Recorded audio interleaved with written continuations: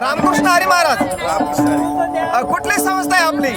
ते छत्रपती संभाजीनगरमध्ये फुलंब्री तालुका, हा. फुलंब्री तालुक्यामध्ये पाल फाट्यावरती अजित सीड कंपनीच्या पाठीमागे बर. श्री सद्गुरू वारकरी गुरुकुल शिक्षण संस्था चॅरिटेबल ट्रस्ट हा. या नावाने आमची संस्था आहे. बर. आणि किती विद्यार्थी आहेत सगळे? माझ्याकडे 250 पेक्षा जास्त विद्यार्थी आहेत. बरं. आणि किती दिवसाचा प्रवास आहे आता या आम्ही दिंडीमध्ये? आता फलटण पासून वारीमध्ये आलो हा. आणि आजच्या मुक्कामावर आम्ही एकादशी करण्याकरता आमच्या संस्थेमध्ये परत जाणार आहोत. दादा, फार मोठं तुमचं कार्य आहे. घरामध्ये 2 मुलं जर सांभाळायची असतील तर आईबाप त्रस्त असतात, पण तुम्ही एवढे मोठे मुलं घेता आणि सोबत चालता. आमचे ताटे सावंगीचे नाना सुद्धा तुमच्या बरोबर आहेत का दिंडीमध्ये? नाही, आमच्यासोबत फक्त आमची मुलं आहेत. बरं, धन्यवाद दादा. रामकृष्ण हरी.